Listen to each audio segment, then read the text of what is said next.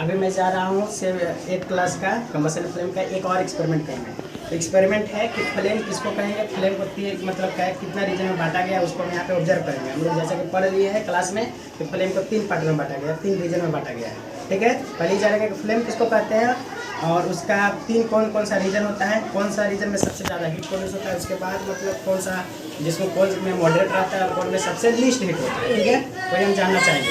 अभी हम कैंडल को जलाएंगे और उसका फ्लेम को ऑब्जर्व करेंगे। यहाँ पे है मेरा स्टूडेंट्स है खुशबू, अभी जलाएगी कैंडल।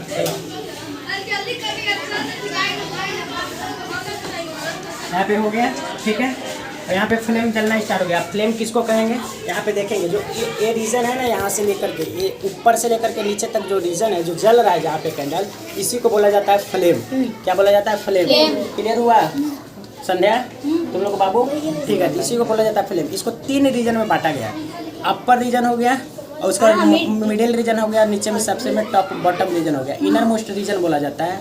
ऊपर में बोला जाता है उनको outer region, outer most region, और ये मिडिल रीजन, और ये तुम्हारा इनर रीजन हो गया, इनर मोस्ट रीजन हो गया। ठीक है, सबसे नीचे में ऊपर में सबसे ज़्यादा हीट होता है, कलर ब्लू होता है। ठीक है, और बीच में उससे ऊपर से कम हीट होता है, उसका कलर येलो होता है। और सबसे नीचे में उसको डार्क रीजन भी बोला जाता है या डार्क जोन बोला जाता है, वहाँ पे सबसे कम हीट होता है। वो केवल जो कैंडल जल रहा है ना, मोम, उसी का वेपर फॉर्म में रहता है। ठीक है, तो 3 रीजन होता है। कोई भी अगर फ्लेम जल रहा है तो उसमें 3 रीजन होगा। सबसे अपर मोस्ट रीजन होगा, उसके बाद मिडिल रीजन होगा, उसके बाद सबसे इनर मोस्ट रीजन होगा।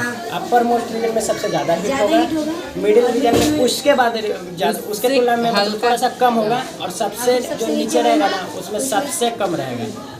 ठीक है, तो यही है। और अगर इसको भी चेक करना चाहोगे कि कैसे हम जानना चाहेंगे, एक तो मतलब यहाँ पे लेस क्या बोलते हैं, काटी ले सकती हो, जो क्या बोलते हैं नेल बोलते हैं ना, जो नेल होता है उससे ऑब्जर्व कर सकती हो। 10-10 मिनट सब जगह रखना, 3 नेल ले लेना और रखना ऊपर में, और उसके बाद मिडिल में, उसके बाद इनर मोस्ट में रखना।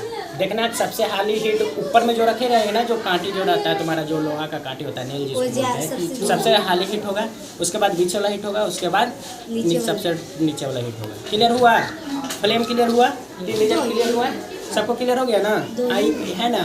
तो इसको अगर ऑब्जर्व कर सकती हो यहाँ पे है ना, तो देख सकते हो कि ये तो मतलब अभी हीट होने में इसको काफ़ी समय लगेगा, लेकिन इससे तुम ऑब्जर्व कर सकते हो कि सबसे ऊपर वाला सबसे ज़्यादा हीट प्रोड्यूस करता है, उसके बाद मिडिल वाला और सबसे नीचे वाला सबसे कम हीट प्रोड्यूस करता है। इसी से उसको डार्क रीजन भी कहते हैं। ऑब्जर्व भी कर भी सकती हो, अच्छा से ध्यान से देखेंगे तो नीचे में डार्क होगा, फिर येलो होगा और टॉप में ब्लू कलर का होगा। ठीक है, क्लियर हो गया? चलो, थैंक यू एवरीवन।